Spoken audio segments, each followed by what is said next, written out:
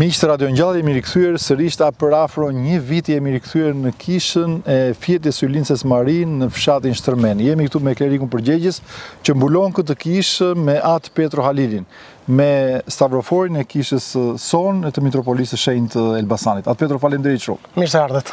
Në fakt ardha jonë nuk është pa qëllim sot, sepse para një viti na premtua që kisha e Fjetës së Shënmërisë do t'i nënshtrohet një restaurimi dhe thirrje suaj për ta transformuar këtë kishë, për ta kthyer atë, për ta restauruar plotësisht atë, ju përgjigjen besimtarët e fshatit Shtrëmen dhe kemi sot një kishë të restauruar dhe ky është edhe qëllimi i ardhjes sonë këtu në kishën e Fjetës së Shënmërisë. Mos e vërtet që pas një viti që ne kishim bërë thirrje për kontribute nga gjithë besimtarët e kësaj enorie, por edhe më gjerë, ju përgjigjen në thirrjes me shumë gëzim dhe realisht kemi bërë një transformim të dukshëm dhe kjo falë kontributit të gjithë besimtarëve dashamirës, të cilët janë nga familjet e fshatit Shtrëmen, por jo vetëm. Gjithashtu është një tjetër risi ose një tjetër xhavair që u shtua kësaj kishe, këtij territori, është ndërtimi i një kryqi përmbi kodër, përmbi fshatin Shtrëmen, për ta zbukuruar atë. Edhe kryqi u mundësua me një leje të posaçme nga Bashkia Celiku, ku gjejmë rastin ta falenderojmë institucionet përkatëse dhe veçanërisht tashmë ish kryetarin, i cili tani është bërë ministri i bujqësisë, i cili me kujdesin e tij të veçantë të u interesua që jo vetëm të dilte leja, por deri kur ai u finalizua. Kjo nuk mbeti vetëm kaq, por edhe kur erdhëm dhe inauguruam, ku ishte prezent këtë vit edhe mitropoliti i Elbasanit, Shpatit dhe Librazhit, thjeshtësia e tij Imzot Andoni, në festën e Fjetës së Shënmërisë. Në festën e Fjetës së Shënmërisë, aty shkëmbyen edhe urimet dhe falënderimet përkatëse, ashtu siç i ka hije autoritetet të kishës bashkë me autoritetet vendore, të cilat për herë duhet të jenë në koordinim sepse përpiqemi për mirë funksionimin e komunitetit ton, në këtë rast Shtrëmen, por dhe më gjerë, që të kemi një komunitet solid, emancipuar, të kulturuar dhe fetar. Në fakt kisha gjendet në një nga kodrat që ka një pamje të jashtëzakonshme. Këtu shikon deri në Dumre, po deri afër Beratit, por shikon edhe deri në pjesën e Krapës, pra ka një pamje të jashtëzakonshme dhe ngritja e këtij kryqi i ka dhënë një tjetër panoramë këtij vendi.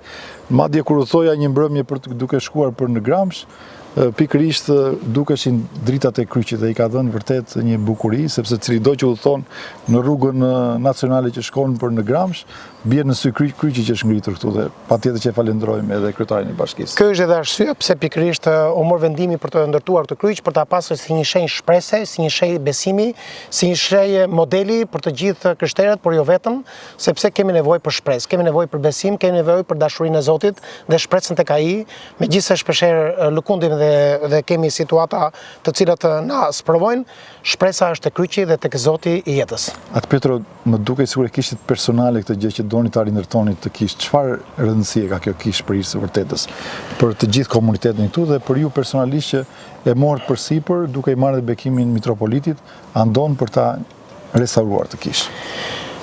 Ideja e parë ishte nga mitropoliti Andon, i cili në inspektimet që bën vazhdimisht në teren, ai erdhi inspektoi dhe kur mësoi edhe për historinë e kësaj kishe, sepse kisha ishte kisha qendrore e fshatit Shtrëmen, megjithëse popullata ose fshati është spostuar pak më poshtë, më në jug tani, dhe kishte nevojë për ndërhyrje. Për këtë arsye ne hartuam një projekt të caktuar dhe përcaktuam zërat në cilat do donim të mbështeteshim. Për kujdesi dhe mbikëqyrja e mitropolitit Andon nuk ka munguar asnjë çast, ai ka orientuar dhe madje suportuar në pjesën dërmuese të gjërave, dhe gjithashtu duke qenë se kisha për herë ka nevojë për suportin dhe mbështetjen e besimtarëve, jo vetëm nga ana financiare, por ne duam që të jetë një ndërveprim midis institucionit dhe gjithashtu edhe besimtarëve, që ata të mund ta ndjejnë se kisha ju përket atyre, është në dobi të tyre dhe është për të plotësuar nevojat e tyre. Për këtë arsye, sipas hierarkisë së kishës, unë jam prifti përgjegjës i kësaj enorie dhe desha që ta ndiqja këtë punë me shumë përparësi, duke qenë se të parë tanë ortodokse dhe kësaj zone të Shpatit, por dhe priftëri që ka shërbyer këtu, kujtoj këtu atë Anastas Rasen, kujtoj këtu atë Dimitër Lushin, gjithashtu edhe të ndjerin së fundi atë Aleksandër Lushi, të cilët me shumë sakrificë, me shumë përpjekje e kanë dashur vendin e tyre, e kanë dashur komunitetin e tyre, e kanë dashur kishën e tyre dhe e kanë ruajtur besimin me shumë shpresari dhe kanë dhënë maksimumin. Dhe pse jo, ku ka më bukur të ecim në gjurmët e hetrëve tanë, të njerëzve tanë, të cilët për herë vendosin tull mbi tull për të transformuar ato tempull të gjallë të Perëndis. Kjo është arsye pse pikërisht dëshim të japim këtë hijeshi dhe jemi surprezuar dhe befasuar dhe shumë të mirënjohës ndaj komunitetit, të cilët u treguan të gatshëm. Kushdo që dëgjoi thirrjen, ata u treguan të gatshëm në të gjitha mënyrat. Dikush Çfarë ndodhi atë Petro për ta konkretizuar këtë? Çfarë ndryshoi? Çfarë bët këtu? Çfarë punësh bë? Ajo që u bë ishin disa faza të cilët u bën. Faza parë ishte korrigjimi i çatis totalisht, duke qenë se pikonte gjitha. Pjesa e tavanit që kur ishte ndërtuar nuk ishte të themi ndryrë asnjëherë dhe u bë tavani dhe u bë gati për ta bërë atë edhe të zografisur në një kohë të ardhshme.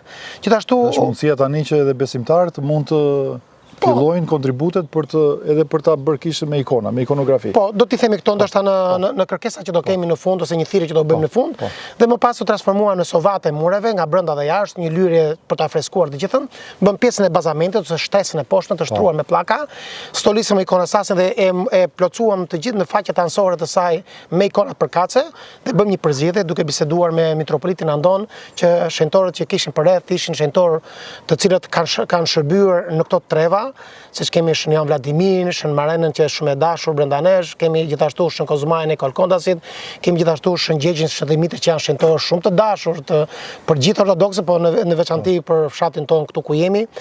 Dhe gjithashtu u përpoqëm që të kishim edhe këtë pjesën e sistemimit të jashtëm, i cili sapo ka filluar, ne do të kemi pjesë të thirrjes në fund të tham do të kemi një thirrje.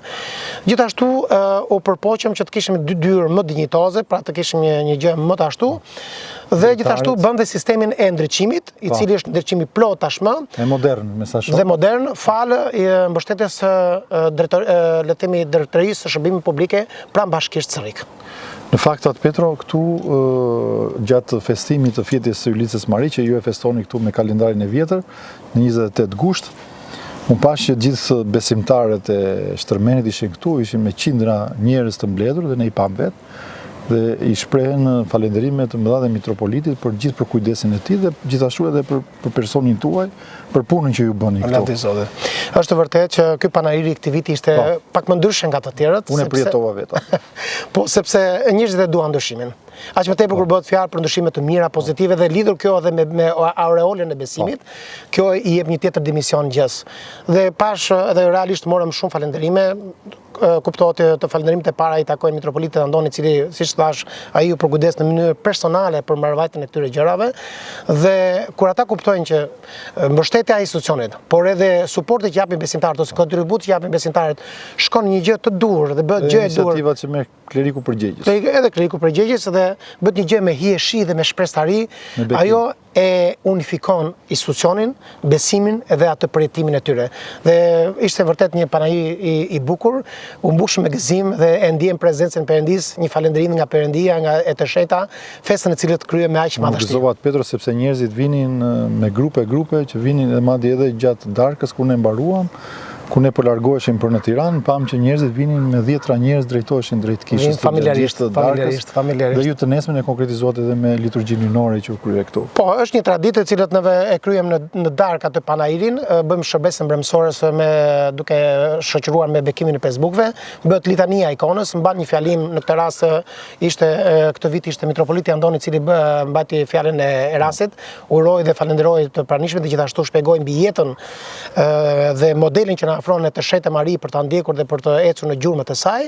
Dhe më pas, ditën e nesërme, mitropoliti erdhi dhe kryesoi liturgjinë hynore, të cilën gjeti sërish mundësinë që të kishte kishën plot për plot me besimtar, për të falendëruar, inkurajuar në besim, sepse sërish të mbetemi në zonën e Shpatit, një fshat me tradita, me kulturë, por që do të jetë një model edhe për zonën përreth. Atë Petro, ju tani kur shkonin që takonin, sa herë që vini këtu në Shtërmen, çfarë thonë besimtar, çfarë thonë banorët e Shtërmenit? Ndihen të bekuar? Banorët ndihen të bekuar, falënderimet më të mëdha vinë në fakt risia është e kryqit. sepse kishin ata kanë pasur brez pas brezi. Tani ajo ka marrë formën në dur dhe po kryqi është, si themi, ajo që shi ambitort. Edhe i ka dhënë një hije fshatit, është një krenari për ata, është një suport që ata ndihen. Dhe për herë thonë që shikimi jonë edhe ditën, por dhe ndarket të sytë nga kryqi. Dhe është të çuditshme se si një magnet i thith zemrat e tyre, shpirtet e tyre dhe i nxit për lutje. Gjithashtu ne kemi me falë suportit sërish të Mitropolitit Andon mundësuam të kishim edhe një këmban të varur mbi kryq, e cila për herë ne kemi një person i cili kujdeset për këtë punë, që pothuajse çdo mbasdita ai bie këmbanës dhe njerëzit kthejnë kokën dhe shikimin e tyre drejt kryqit, drejt kishës, dhe shumë njerëz kanë rastisi kanë parë duke bërë kryqin sepse dëgjojnë këmbanën e kishës, shikojnë kryqin edhe besimi i tyre, le themi, frymëzohet edhe përçohet brez pas brezi. Atë Petro, tani keni gjitha hapësirin që të bëni një thirrje për gjithë besimtarët, sepse në bisedën që zhvilluam edhe bashkë para se të fillonim këtë intervistë, më tha që ka akoma nevojë. Çfarë ka nevojë dhe çfarë mund të kontribuojnë besimtarët që na dëgjojnë dhe na ndjekin nëpërmjet valëve të medias Ngjallje? Përpara se të parashtroj kërkesën se çfarë ka nevojë kjo enori, do doja përzemërsisht në mënyrë zyrtare t'i falenderoja përzemërsisht gjithsecilin që kontribuoi dhe nga kontributet e tyre, nga ekonomia e tyre familjare, ata dhanë aq sa mundën me shpresari dhe me besim, dhe gjithë ata të cilët ndoshta s'patën mundësi që të ndihmonin në këtë fazë të parë, është sërish një thirrje e cila kisha jonë, enoria jonë ka nevojë. Faza në cilën ne gjendemi dhe duam të ndryhim është sistemimi i ambientit të jashtëm, rrethimi i kësaj prone për ta le të themi saktësuar se ku ndodhet prona jonë, dhe gjithashtu në pjesën e brendshme kemi nevojë për zografisjen e kishës, që do të thotë të vendosim ikonat brenda në saj. Ne tashmë kemi Shën Thanas, po siç ka ndodhur në disa kisha të tjera. Ne jemi ulur dhe kemi konsultuar me Mitropolitin Andon se si mund të projektohet i gjithë rënditja në kishë, sepse ka një kompozim ajo, dhe tashmë e kemi atë moketin e kompozimit e kemi të gati, vetëm thjesht tani duam që të kemi mundësi të mund të fillojmë zografisë. Kemi gjetur gjithashtu edhe agiografin, i cili do të realizojë ikonat. 2 ikonat e para janë ofruar tashmë dhurat nga Mitropoliti Andon, i cili do ai që të ketë një diçka personale edhe për të inkurajuar qoftë apo dhe besimtarët, dhe presim që këto kontribut mund të jetë. Unë besoj se është mundësia që besimtarët tanë, familjet tona të dashura ortodokse këtu në Shtërmend, por jo vetëm, e kanë një vend dhe duan të kenë një pjesës brenda këtij identiteti, brenda këtij templit të shenjtëruar të zonjës Shëmëri, të cilat ata me nder e mbajnë, e promovojnë plesë krenarisë të tyre, për të thënë se kemi le të kenë edhe ata një pjesë nga mozaiku kaq i bukur i kësaj Shëmërie. Është për kaq bukur tradita që tashmë ata shkruajnë dhe emrat e dhuruesve ose të familjes, është shumë e bukur besoj. Patjetër, me shumë finezë po shkruhet dhe ajo mbetet ndërbreza. Kisha ka nevojë për rrethimin, që duhet bërë dhe ky rrethim, ka nevojë për sistemimet e jashtme që do të bëjmë trotuar me stola dhe me ndriçim dhe me gjëra po të cilët ka nevojë, gjithashtu disa pemë të tjera që do të mbjellim gjithashtu. Pra, përgjithsisht, këto janë fazat në cilat neve dhe gjendemi. Unë shpresoj që besimtarët që do na ndjekin, gjithë ata miqt e medias Ngjallje do t'i përgjigjen e thirrjes suaj, ne do të kemi edhe numrin tuaj të telefonit që do ta afishojmë. Dhe gjithashtu tek famullia e ortodokse e Shën Dimitrit mund të shkruajnë në Messenger, patjetër. Dhe aty mund të japin kontributet e tyre. Tani atë Petro kemi edhe një tjetër lajm të gëzuar, sepse ka nisur ndërtimi i kishës së Shën Llazarit, një kishë e cila për së vërtetës unë e mbaj mend kur vinim së bashku në katekizëm në vitet 2003-2004, mbaj mend që shumë njerëz shkonin për festën e Shën Llazarit çdo të shtunë, dita që festojmë në Shën Llazarit, shtunë që nisej edhe java e madhe. Më pas me të dielën e Dafinës në ditën tjetër dhe gjithë java e madhe, çdo të shtunë besimtarët mblidheshin këtu tek ajo kishë, që ishte thjesht një gur, s'ka pas kishë. Tani ka nisur ndërtimi i saj. Ajo që do dohet thoya së fundi në këtë pjesë të parë, do dohet të thoya që kjo enori vazhdon të jetë një enori e gjallë, ashtu si na fton vetë Zoti ynë Jezu Krisht, edhe siç na orienton për herë kryepeshkopi ynë i dashur e fortlumtëria e tij i Zot Johani, që të jemi të gjallë, aktiv dhe Perëndia për herë nuk na braktis, por vetëm do të bekojë dhe do të shumëfishojë talentat tona. Amin. Faleminderit shumë atë Petro. Paqem ratën atë Grigori.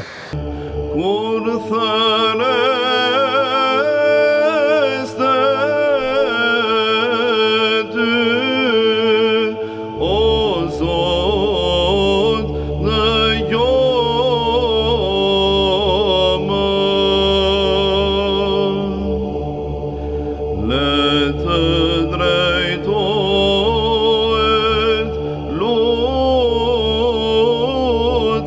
Oh